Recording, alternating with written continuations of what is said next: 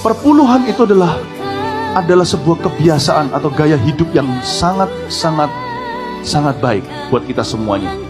Dan ada orang tertentu yang mendapat hal itu harus berpikir bahwa kalau kita mau ikut perjanjian baru, ikuti kata-kata Tuhan tadi. Jual segala yang kau miliki, besar upahmu di surga. Kalau kita tidak mampu, jangan kita mengeluh 10% yang kita belajar kembalikan setiap bulan kepada Tuhan.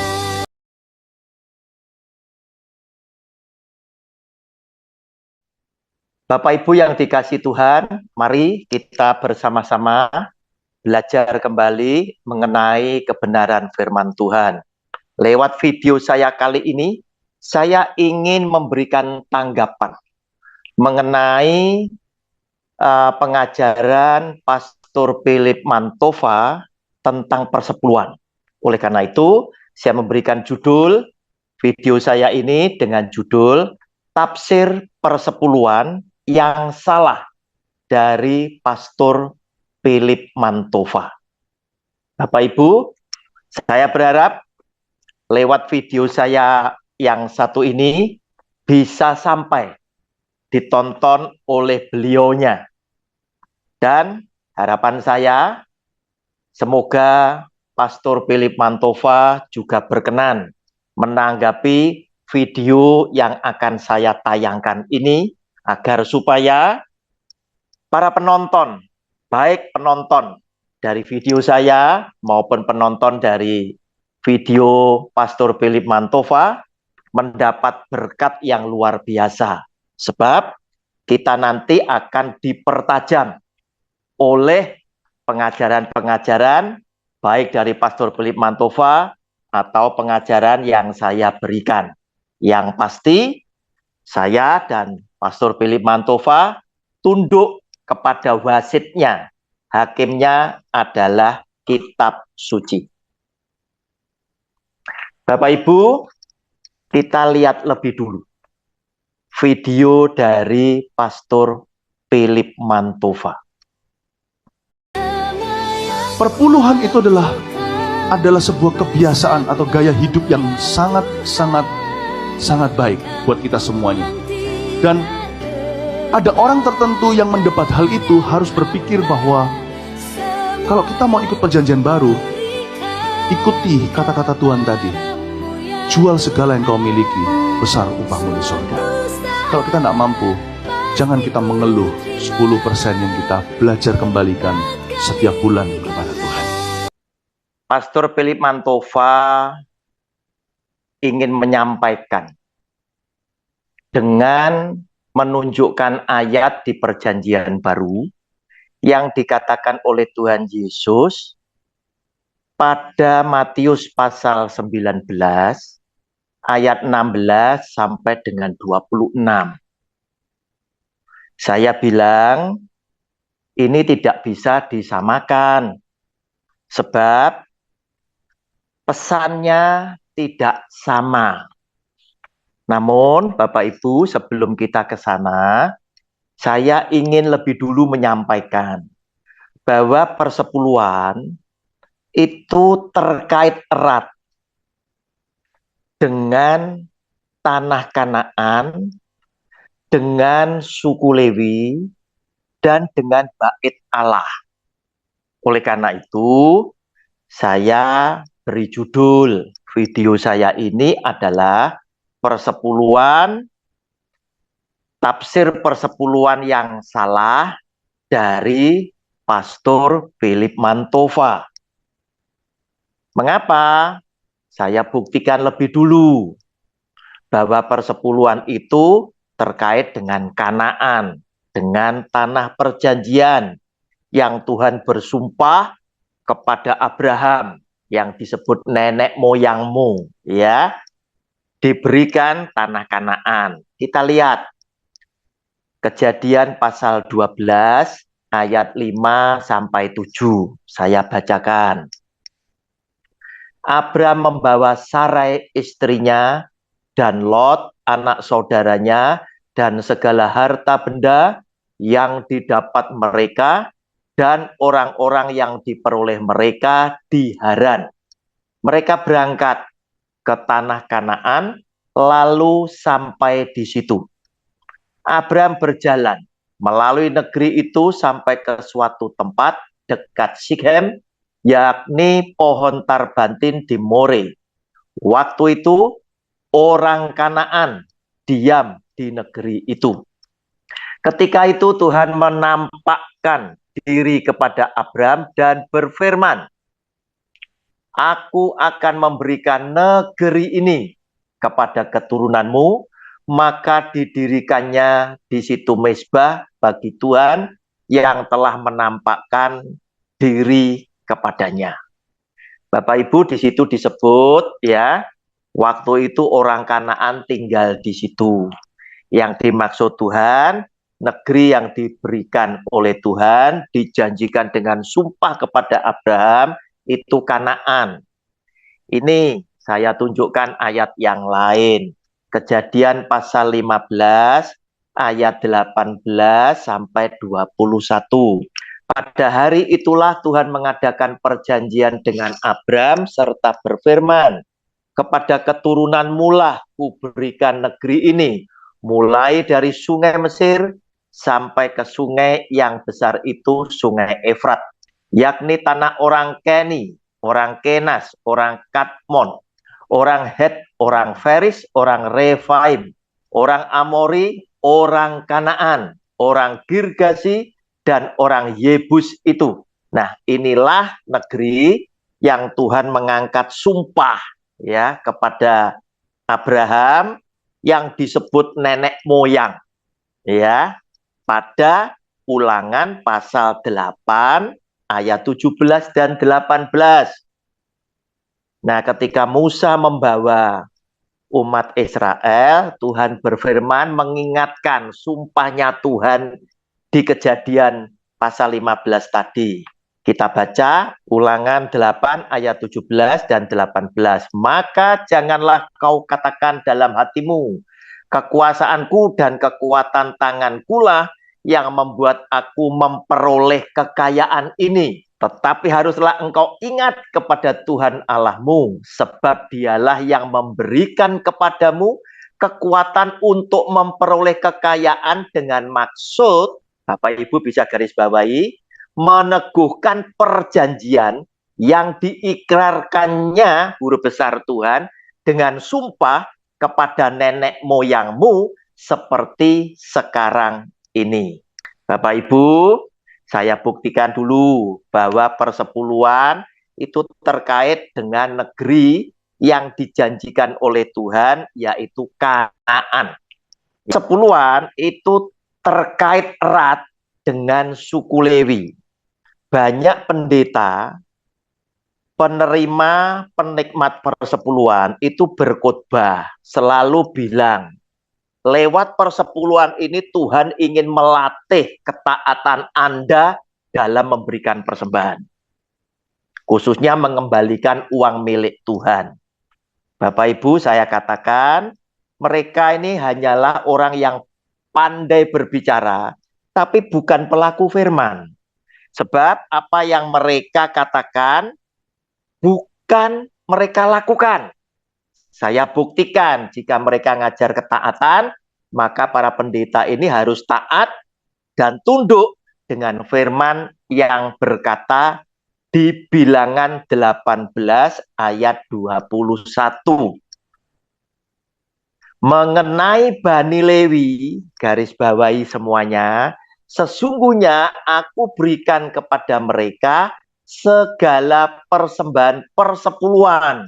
Nah, di antara orang Israel sebagai milik pusaka untuk membalas pekerjaan yang dilakukan mereka, pekerjaan pada kemah pertemuan. Nah, di situ Bapak Ibu lihat di tayangan itu tadi ya, mengenai Bani Lewi. Siapa yang diberi oleh Tuhan tentang persepuluhan? Ternyata Bani Lewi, suku Lewi. Saya tahu saya ini orang Cina, sukunya Hokkien. Oleh karena itu, saya tahu diri, saya tidak menyentuh persepuluhan karena bukan hak saya. Saya mau taat kepada firman Tuhan, tunduk kepada firman Tuhan, dan saya mau memahami bahwa persepuluhan memang oleh Tuhan hanya diberikan kepada suku Lewi. Sebab dalam tayangan tadi disebutkan itu untuk menggantikan, ya, untuk memberikan upah kepada suku Lewi karena mereka bekerja pada kemah pertemuan. Mereka bekerja melayani Tuhan di bait Allah. Nah, oleh karena itu Bapak Ibu, jika banyak pendeta berbicara, ini untuk melatih ketaatan Anda dalam mempersembahkan, mengembalikan uang Tuhan. Bapak Ibu ingat ayat yang satu ini, mereka justru menunjukkan ketidaktaatannya kepada firman Tuhan. Jelas Tuhan berikan persepuluhan kepada suku Lewi, ternyata mereka yang bukan suku Lewi mengambilnya, menikmati bersama keluarganya dengan memutarbalikkan firman Tuhan.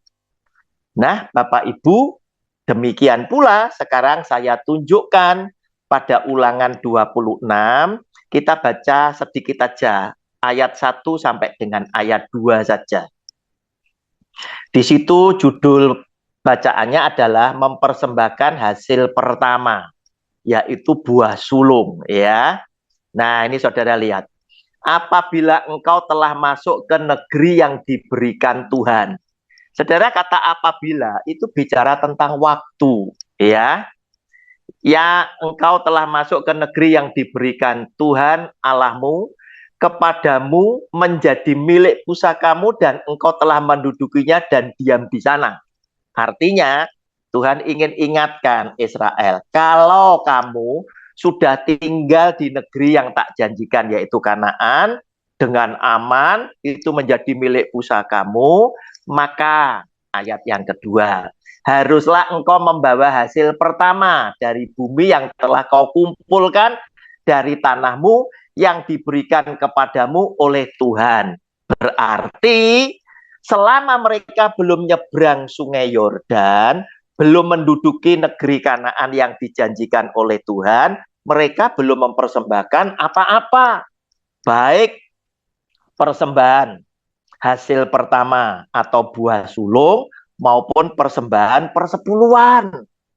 Yang ada nanti pada ayat 12 dan 15. Saudara, kita lihat sekarang ya. Ayat 12 dan 15 ya. Apabila dalam tahun yang ketiga, tahun persembahan persepuluhan, engkau sudah selesai mengambil segala persembahan persepuluhan dari hasil tanahmu, maka haruslah engkau memberikannya kepada orang Lewi. Nah, saudara, Lewi disebut lagi karena apa? Tuhan memang berjanji Lewi dapat persepuluhan karena Lewi melayani Tuhan di kemah pertemuan, di bait Allah. Sedangkan yang bukan Lewi, jangan menyentuh, jangan mengambil, jangan memiliki, jangan menguasai orang asing, anak yatim, dan kepada janda. Supaya apa? Tujuannya Tuhan, persepuluhan itu hanya untuk urusan perut, supaya mereka dapat makan di dalam tempatmu dan menjadi kenyang. Oleh karena itu, ketika saya melihat terkadang ada hamba Tuhan, sahabat-sahabat saya, mereka memang tidak menikmati persepuluhan dengan keluarganya, tetapi mereka pakai persepuluhan itu untuk operasional gereja. Saya tetap bilang itu salah. Menerapkan firman Tuhan jangan abu-abu. Jika benar, katakan benar. Jika tidak, katakan tidak. Persepuluhan adalah hukum Taurat yang tidak perlu kita lakukan lagi. Sebab ketika kita diselamatkan, semuanya memilih kita ikut kepada kasih karunia. Oleh karena itu, kita nanti juga akan mengikuti hukum kasih karunia di dalam mempersembahkan. Oleh karena itu, Bapak Ibu, gereja yang memakai persepuluhan sebagai biaya operasional itu pun menurut saya adalah salah. Sebab persepuluhan hanya diperuntukkan untuk urusan hidup, untuk urusan perut semata-mata.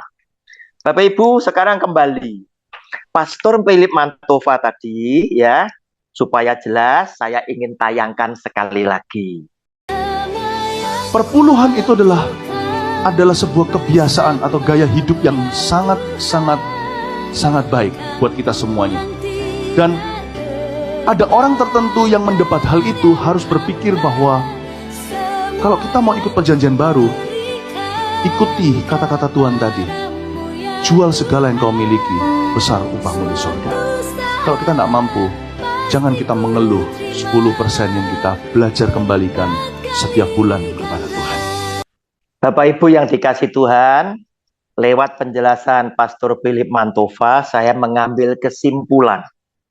Pastor Philip Mantova sedang ingin meyakinkan penonton videonya agar supaya mereka tahu bahwa ternyata di dalam Matius pasal 19 ayat 16 sampai 26 ya. Bapak Ibu, mari kita baca sekaligus ya, karena ini sebuah pelajaran supaya clear dan jelas bahwa pesannya itu tidak sama. Namun Pastor Philip Mantova ingin meyakinkan ya, kalau Tuhan Yesus itu memerintahkan jual semua hartamu dan bagikan kepada orang miskin, artinya adalah 100%. Pastilah kamu tidak mampu karena orang kaya, orang muda yang kaya ini juga kabur, kan begitu. Nah, Pastor Philip Mantova di dalam videonya ingin meyakinkan penontonnya bahwa 1/10 ya, persepuluhan ini tadi itu ringan loh. Persepuluhan itu murah loh dibandingkan dengan yang 100%. Oleh karena itu, kamu sudah diberi keringanan, diberi kemurahan cuma 10%, jangan mengeluh. Ini adalah kebiasaan yang baik. Nah, Bapak Ibu, saya katakan kepada Pastor Philip Mantova lewat video saya ini, Pastor, Anda menafsirkan salah karena apa? Pesan yang Anda mau bangun ini tidak sama antara Matius 19 ayat 16 sampai 26 dan persepuluhan itu jauh tidak sama, sangat berbeda sekali. Mari sekarang saya artikan lebih dulu. Ada seorang datang kepada Yesus dan berkata, "Guru, perbuatan baik apakah yang harus kuperbuat untuk memperoleh hidup yang kekal?" Jawab Yesus, "Apakah sebabnya engkau bertanya kepadaku tentang apa yang baik? Hanya satu yang baik, tetapi jikalau engkau ingin masuk ke dalam hidup, turutilah segala perintah Allah." Kata orang itu kepadanya, "Perintah yang mana?" Kata Yesus, "Jangan membunuh, jangan berzina, jangan mencuri, jangan mengucapkan saksi dusta. Hormatilah ayahmu dan ibumu dan kasihlah sesamamu manusia seperti dirimu sendiri." Kata orang muda itu kepadanya, "Semuanya itu telah kuturuti, apalagi yang masih kurang?" Kata Yesus kepadanya, "Jikalau engkau hendak sempurna." Bapak Ibu, saya berhenti di ayat ini dulu ya. Nah, ceritanya adalah ada orang kaya yang masih muda ingin mendapatkan hidup yang kekal. Dia datang kepada Tuhan Yesus dan bertanya, "Perbuatan baik apa yang aku harus lakukan agar mendapatkan hidup yang kekal?" Artinya orang ini sadar hidup kekal ini menjadi salah satu yang penting sekali di dalam kehidupan dia. Nah, kemudian Tuhan Yesus bilang, "Lakukan segala perintah Allah." Anak muda ini bertanya lagi, "Perintah yang mana?" Jawab Tuhan Yesus, dia memberikan jawaban adalah, "Hormatilah ayahmu dan ibumu, kasihlah sesamamu manusia, jangan membunuh, jangan berzina," dan lain sebagainya. Intinya adalah hukum 10 perintah Allah mulai perintah kelima sampai yang ke-10, yaitu hukum kasih karunia yang kedua ya. Hukum kasih yang kedua, kasihlah Tuhan Allahmu ya, 1 sampai 4, kasihlah sesamamu manusia yang horizontal 5 sampai dengan 10 ya. Itu. Sekarang lanjut. ayat 21. Jelas kita akui bahwa orang muda ini hebat. Kata Yesus kepadanya, jikalau engkau hendak sempurna. Padahal orang ini sudah bisa melakukan. Mungkin Anda dan saya kalah dengan orang ini, termasuk para pendeta di zaman sekarang belum tentu bisa melakukan seperti orang muda yang kabur ini tadi. Pergilah, jualah segala milikmu dan berikanlah itu kepada orang-orang miskin. Maka engkau akan beroleh harta di surga. Kemudian datanglah kemari dan ikutlah aku. Ayat 22. Ketika orang muda itu mendengar perkataan itu, pergilah ia dengan sedih sebab banyak hartanya. Bapak Ibu, banyak orang punya pikiran sama dengan orang muda yang kaya ini. Ya, tetapi pesannya Tuhan Yesus apa? Bukan berarti Tuhan Yesus tidak memuji orang ini hebat loh. Ayat 21, saudara bisa perhatikan, dia bilang apa Tuhan Yesus? Jika kamu ingin sempurna, berarti orang ini sudah hebat. Nah, sekarang timbul pertanyaan ya di dalam pikiran saudara dan saya. Orang muda yang kaya ini kira-kira selamat atau tidak? Kalau orang muda ini tidak selamat, bandingkan dengan Anda dan saya, diri kita masing-masing. Atau mungkin orang yang kita kagumi, pendeta-pendeta besar. Sudahkah mereka bisa melakukan sama seperti orang muda ini? Melakukan 10 perintah Allah itu dengan luar biasa. Namun Yesus Kristus Tuhan bilang pada ayat 21, jika engkau ingin sempurna, kepingin hendak mau sempurna, jual dan bagikan semua.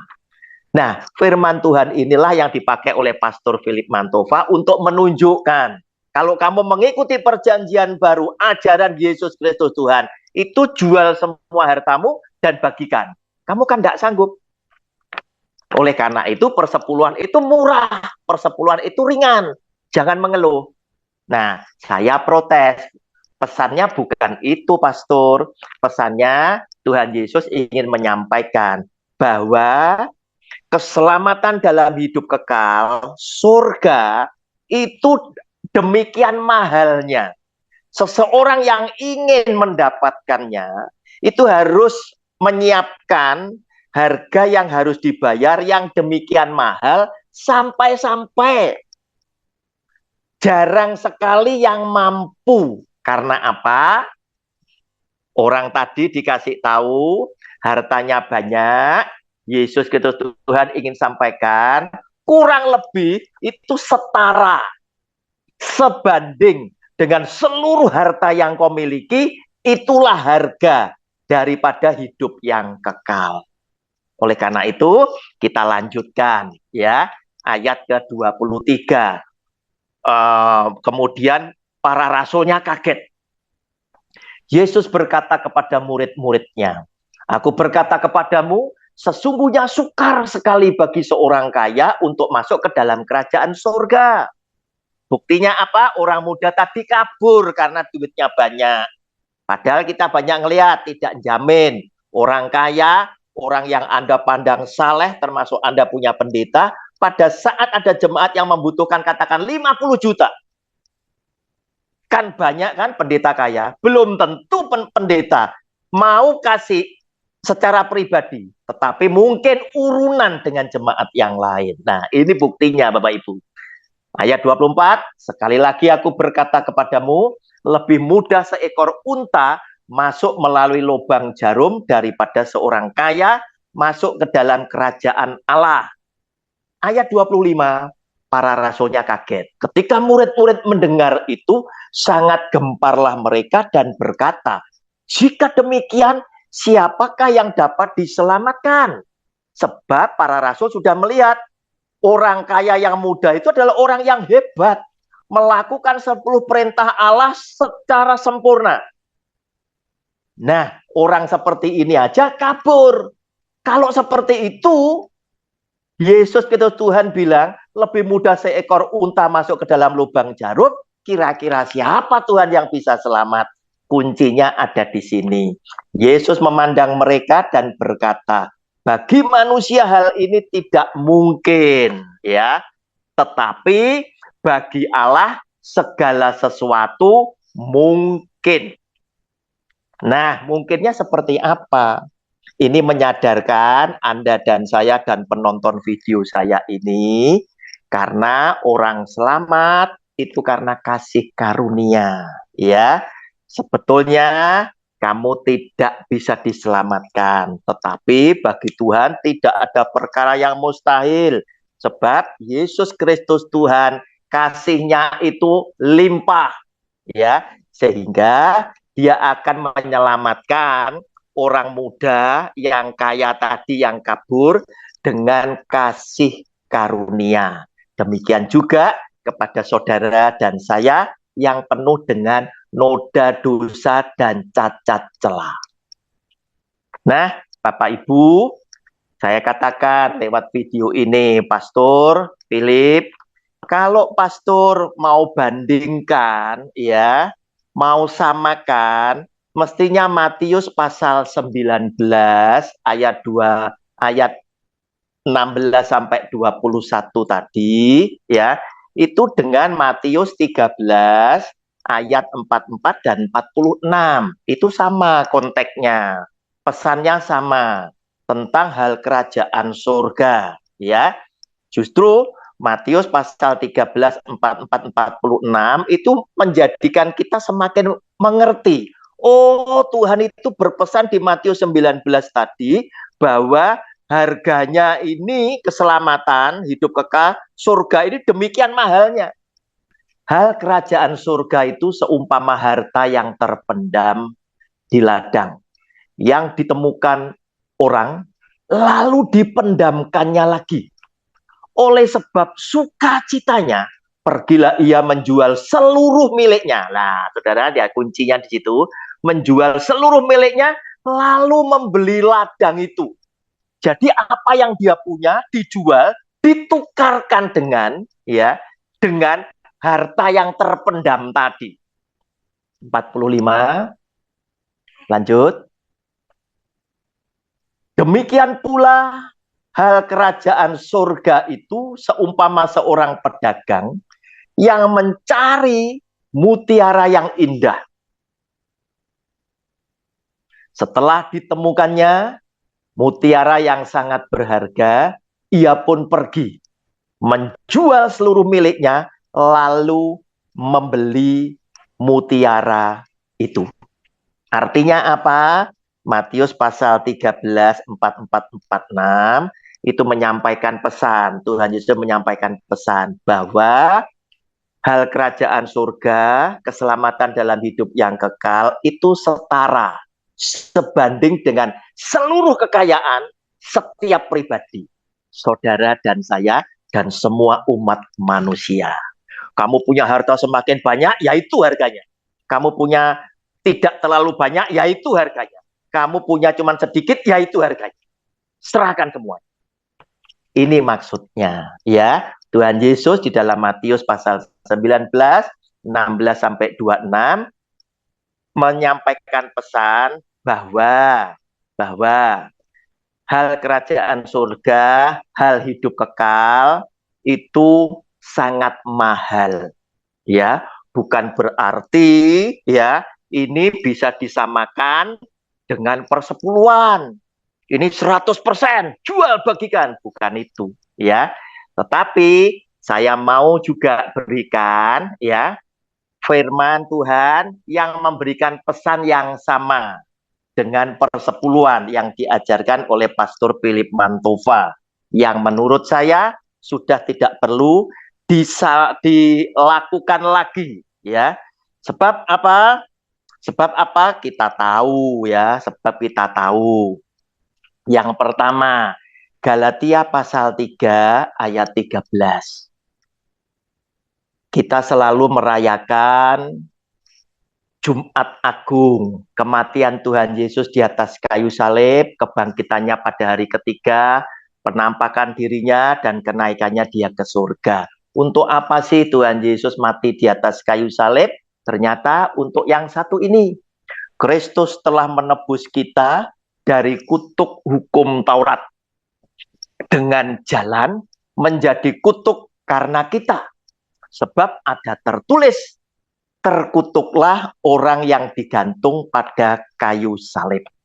Nah, Bapak Ibu lihat, dia menderita dengan begitu luar biasa, melepaskan saudara dan saya, dunia ini, dari kutuk hukum Taurat.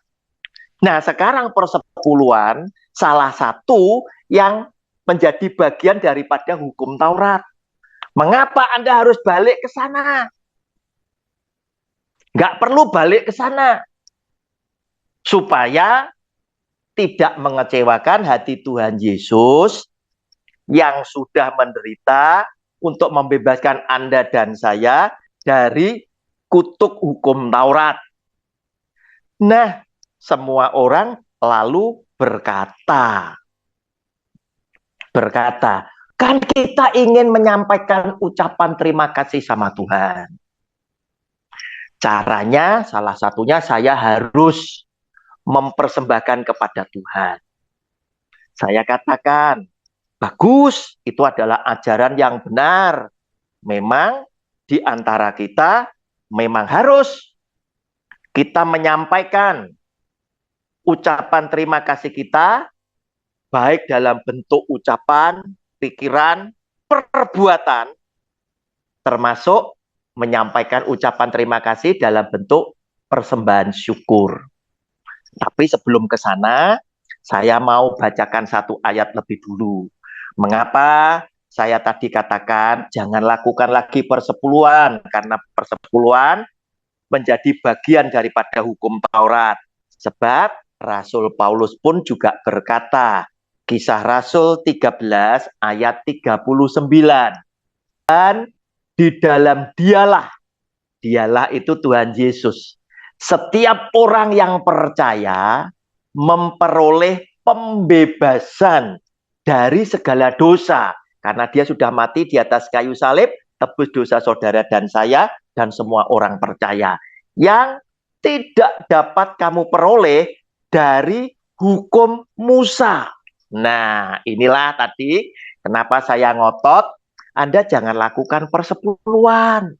Karena persepuluhan itu bagian daripada hukum Taurat. Tetapi persembahan tetap harus saudara lakukan. Memelihara gembala sidang saudara itu wajib. Mencintai hamba Tuhan, mencintai pekerjaan Tuhan sebagai anak-anak Tuhan itu wajib. Supaya mereka terpelihara. Namun istilah persepuluhan diganti saja dengan persembahan kasih yang diajarkan oleh Tuhan Yesus yang telah datang membawa hukum kasih karunia. Yaitu pada Matius pasal 25.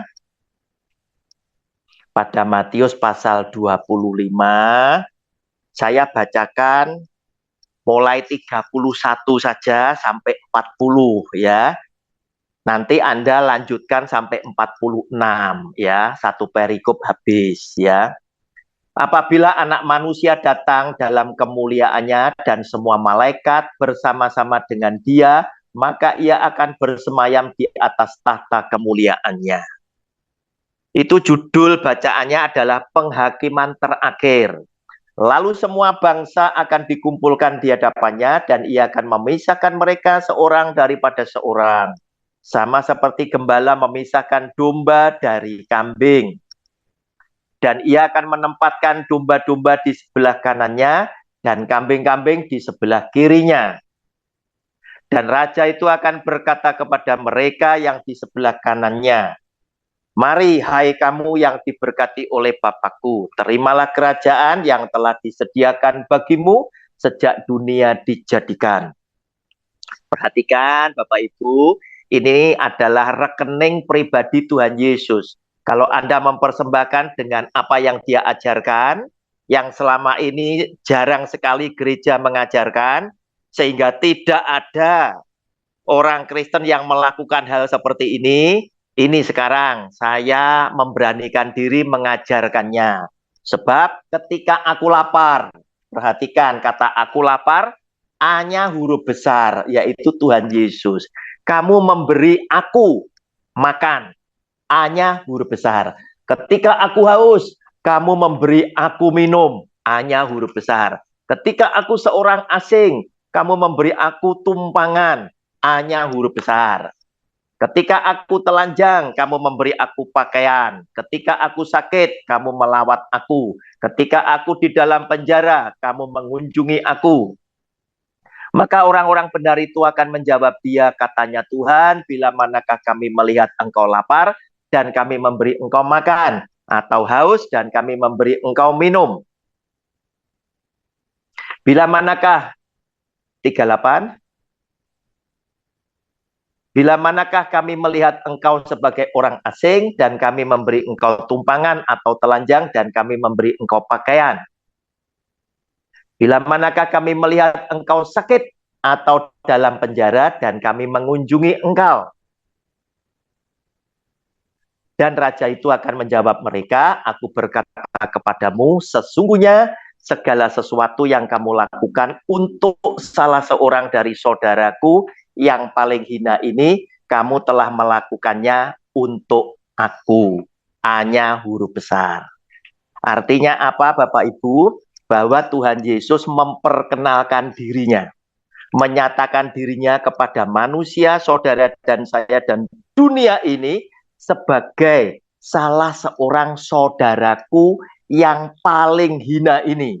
Yang lapar itu aku, yang haus aku, yang telanjang aku, yang sakit aku, yang di penjara aku. Sehingga apa yang kau lakukan terhadap mereka ini tadi, kamu sudah lakukan untuk aku. Ini adalah rekening pribadiku. Yesus Kristus Tuhan.